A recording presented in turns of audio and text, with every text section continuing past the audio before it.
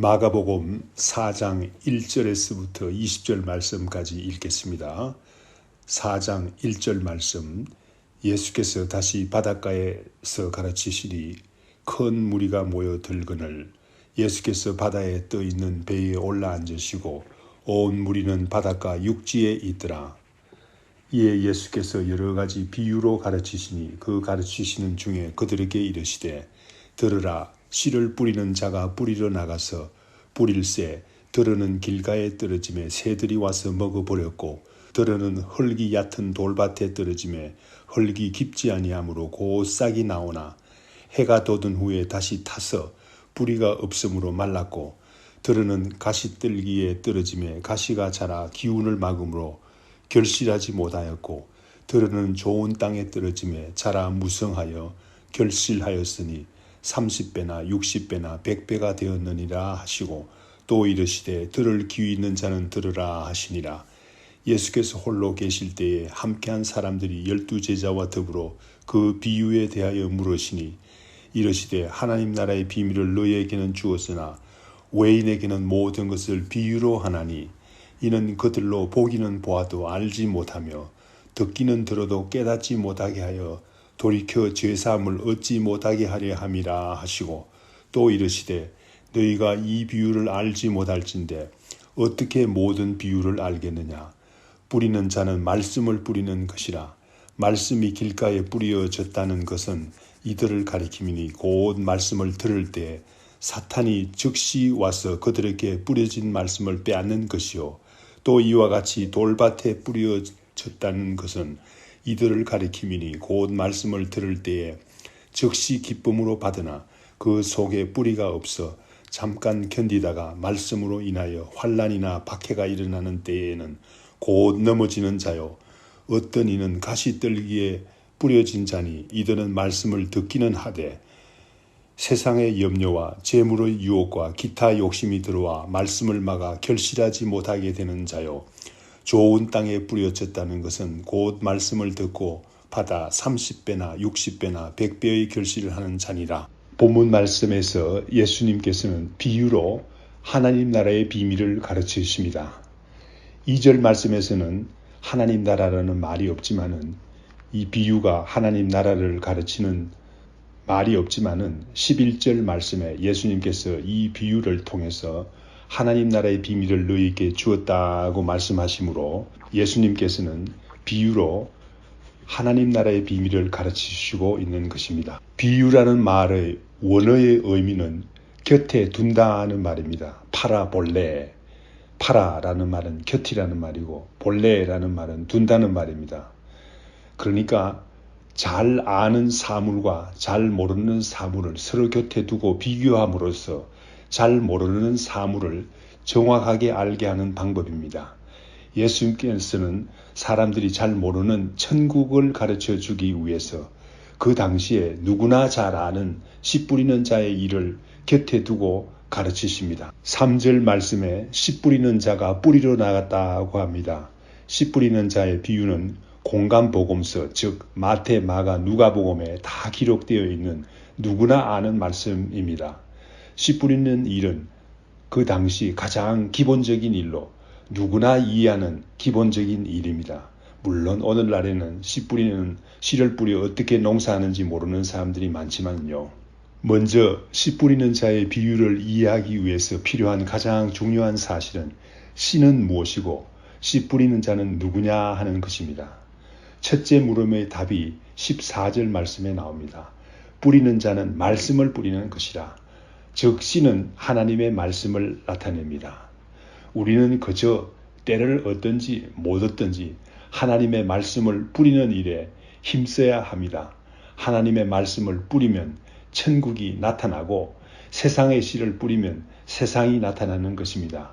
그저 우리 교회에서는 하나님 말씀을 뿌리는 일에 힘써야 되겠습니다. 그러면 씨 뿌리는 자는 누구입니까? 마가복음에는 그 답이 직접적으로 나오지 않습니다. 그러나 마태복음 13장 37절 말씀에 보면 좋은 씨를 뿌리는 자는 인자라고 했습니다. 우리 예수님이라는 말입니다.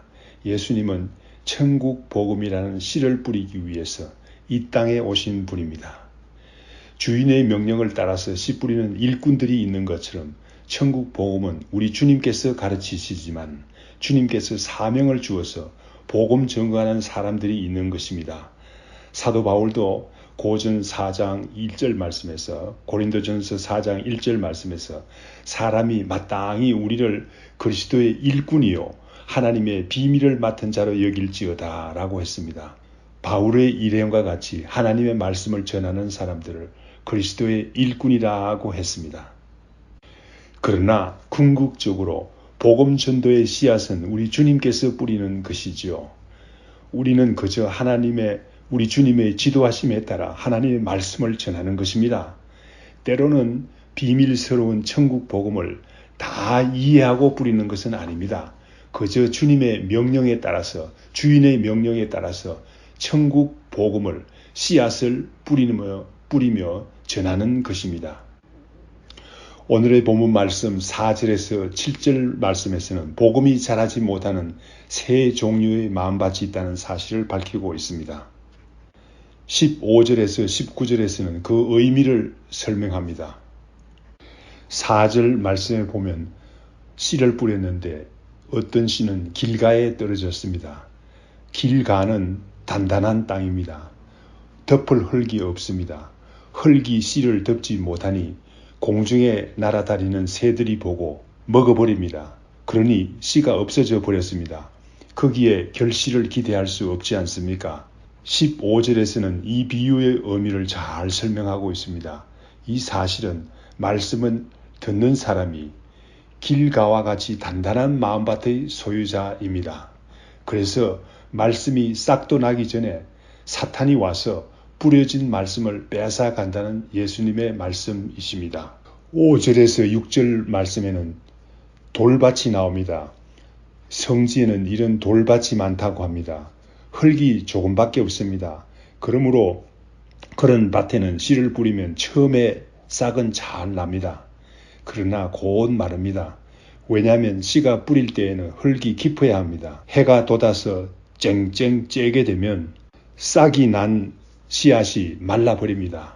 그러니 이 돌밭에는 흙이 깊지 않으므로 싹이 자라지도 못하지요. 16절에서 17절 말씀에 보면 돌밭이 의미하는 것이 무엇인가를 설명합니다. 말씀을 들을 때에 돌밭과 같은 마음을 가진 사람은 즉시 기쁨으로 말씀을 받습니다. 그러나 환난이나 박해가 일어나면 뿌리가 없어서 곧 넘어지는 자라고 예수님께서 설명하고 있습니다. 7절 말씀에는 세 번째 밭이 나오는데 이 밭은 밭인데 가시떨기 나무가 있는 밭입니다. 이러한 밭에서는 씨가 떨어지면 싹도 잘 나고 뿌리도 내려서 처음에는 잘 자랍니다. 그러나 식물은 태양빛을 보고 자라야 하는데 가시떨기에 가려서 빛을 보지 못하니 잘 자랄 수가 없지요. 그러므로 좋은 열매를 기대할 수가 없지 않습니까? 18절에서 19절에는 그것이 의미하는 것이 무엇인가를 설명하고 있습니다. 가시떨기 나무가 있는 마음밭을 가진 사람은 말씀을 잘 듣습니다. 그러나 식물이 태양을 보고 자라는 것처럼 말씀을 듣고 주님을 보고 자라야 되는데 세상의 염려와 재물의 유혹과 기타 욕심이 들어와서 말씀이 자라는 것을 막습니다. 그래서 결국은 결실하지 못하게 되는 것입니다. 예수님께서는 씨 뿌린 자의 비유를 통해서 우리 마음밭을 설명하기를 원하십니다. 우리는 다 말씀이 자라는 마음밭을 가지고 있습니다. 각기 다른 성품과 조건을 가진 마음밭입니다. 길가와 같은 단단한 마음을 가진 사람들이 있습니다. 이러한 사람들은 아무리 좋은 복음을 들어도 마음에 받아들이지를 못합니다. 말씀을 듣고 깨닫지 못하기 때문입니다. 완고한 마음을 가지고 있으면 귀한 복음의 말씀의 가치를 깨닫지 못하는 법입니다. 결국 말씀을 사탄이 빼앗아 갑니다.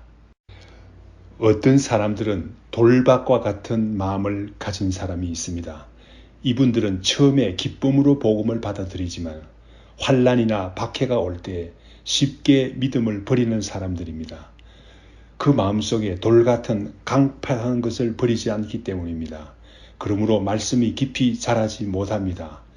피상적으로는 복음에 대하여 좋은 태도를 가지고 있지만 어려움이 오면 신앙을 버리는 사람입니다. 어떤 사람들은 그 마음에 가시떨기 나무를 가지고 있습니다. 복음의 씨가 자라는 것을 방해하는 요소들을 가지고 있는 사람들입니다. 마태복음 19장 16절 이하에 한 부자 청년이 나옵니다. 이 청년은 예수님께 내가 무슨 일을 하여야 영생을 얻으리까? 라고 물었습니다. 예수님께서 계명을 지킬 것을 말했습니다. 이 청년이 대답하기를 내가 그 계명을 다 지켰습니다. 아직도 무엇이 부족하니까? 라고 물었습니다. 예수님께서 말씀하시기를 내 소유를 팔아 가난한 자들에게 주라고 말했습니다. 그때의 청년이 재물이 많으므로 이 말씀을 듣고 근심하며 가니라 라고 성경 말씀은 기록하고 있습니다. 이 청년에게는 분명히 재물이 가시떨기가 되어서 더 이상 자라지 못하는 안타까운 영혼이 된 것입니다.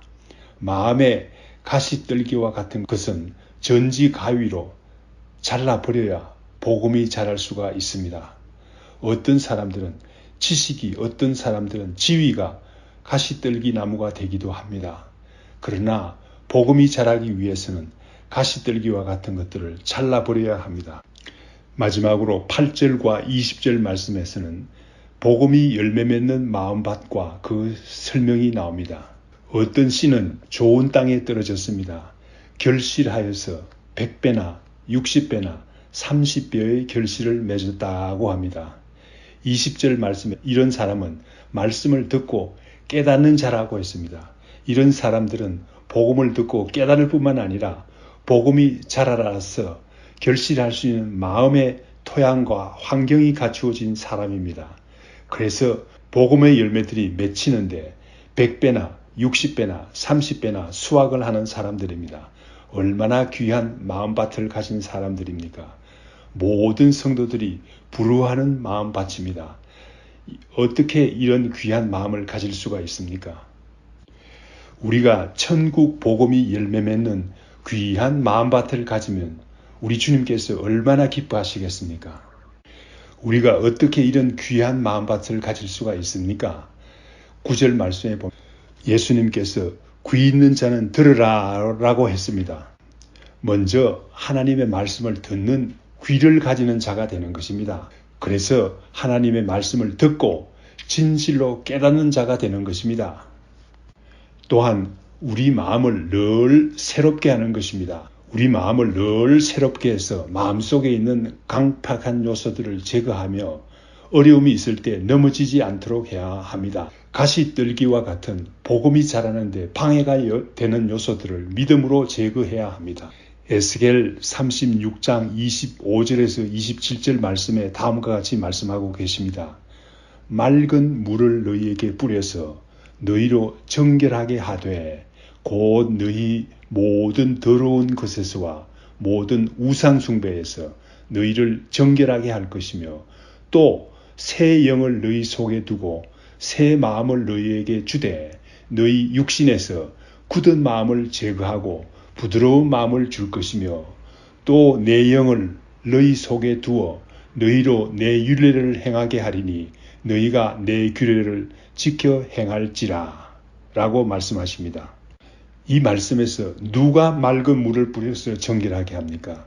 누가 우리 마음을 정결하게 합니까? 누가 더러운 것에서, 누가 우상 숭배에서 우리 마음을 정결하게 하십니까? 누가 새 영을 주셔서 누가 굳은 마음을 제거하고 부드러운 마음을 주십니까? 그래서 하나님 말씀을 행하게 하십니까? 하나님께서 그렇게 하시지 않습니까? 이스라엘 백성들은 그렇게도 선지자들이 경고했지만 하나님 말씀을 듣지 않고 우상을 섬겼습니다. 그래서 나라가 멸망하고 포로로 잡혀가게 되었습니다. 에스겔서는 포로로 잡혀있는 바벨론에서 주신 말씀입니다. 그러나 하나님께서 이제 새 영을 주시고 새 마음을 주셔서 정결하게 하셔서 부드러운 마음을 주신다고 합니다. 하나님 말씀을 잘 듣고 하나님 말씀을 행할 수 있게 하신다는 말씀입니다. 우리 주님께서 말씀을 자라나게 하는 것입니다. 우리 주님께서 100배나 60배나 30배의 결실을 맺게 하는 마음밭을 주신다는 말씀입니다. 다 같이 기도하겠습니다. 우리 주님께서는 천국 복음을 전파로 이 땅에 오셨습니다. 천국의 진정한 모습을 가르치시기 위해서 비유로 말씀하셨습니다. 여러 가지 비유를 통해서 말씀하셨지만 오늘의 본문 말씀에서는 씨 뿌리는 자와 그 마음밭을 비유로 설명하고 계십니다. 우리가 어떻게 100배, 60배, 30배의 결실을 거두는 마음밭을 가지는지에 대해서 배웠습니다. 주님께서 진실로 기뻐하시는 마음밭을 가지게 하옵소서. 예수님 이름으로 기도드립니다. 아멘. 하늘에 계신 우리 아버지여, 이름이 거룩히 여김을 받으시오며 나라의 임하옵시며 뜻이 하늘에서 이룬 것 같이 땅에서도 이루어지이다.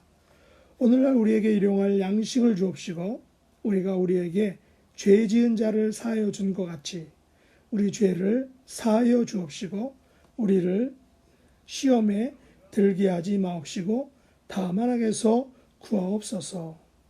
대개 나라와 권세와 영광이 아버지께 영원히 싸움나이다. 아멘.